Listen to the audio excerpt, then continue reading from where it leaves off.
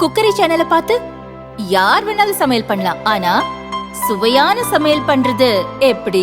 நான் இதயம் நல்லெண்ணெயில சமையல் பண்றேன். ஆஹா ஓஹோன்னு பாராட்டுறாங்க. நீங்களும் இதயம் நல்லெண்ணெயில சமையல் பண்ணுங்க, பாராட்ட வாங்குங்க.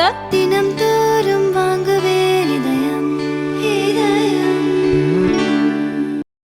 அவர் எதுக்கு இந்த மதுவிலக்கு மாநாடு அப்படின்னு கேட்கும்போதே என்கிட்ட கோயம்புத்தூர்ல நிருபர்கள் கேட்கும்போது சொன்னேன், அவர் ஏதோ ஒரு பெரிய டிமாண்டு வச்சிருக்கிறாரு.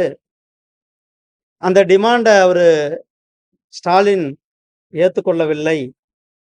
அதனால அவர் அரசாங்கத்தை மிரட்டுவதற்காக, அதுவும் அவர் வெளிநாடுல இருக்கும் பொழுது அவரை மிரட்டும் விதமாக இந்த மாநாடு இருக்க போகிறது என்பதை நான் சொல்லியிருந்தேன்.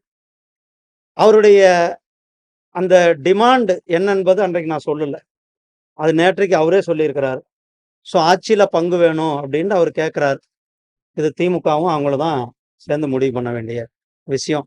ஏன்னா அவங்க கூட்டணி, அவங்க கொடுக்குறாங்க, அவங்க எடுக்கிறாங்கன்றது நமக்கு என்னன்றது தெரியாது. திருமாவளவனுக்கு பாமகவை பத்தி, பாஜகவை பத்தி பேசுறதுக்கு யோகியதை இருக்கிறதா? முதல்ல அவர் யாரு? அவருடைய கட்சி என்ன? திருமாவளவன் ஒரு தமிழகத்தினுடைய ஒட்டுமொத்த மக்களுக்கான கட்சி கிடையாது, விடுதலை சிறுத்தைகள் கட்சி. அதே போல விடுதலை சிறுத்தைகள் ஒட்டுமொத்த தலித் மக்களுக்கான கட்சியும் கிடையாது.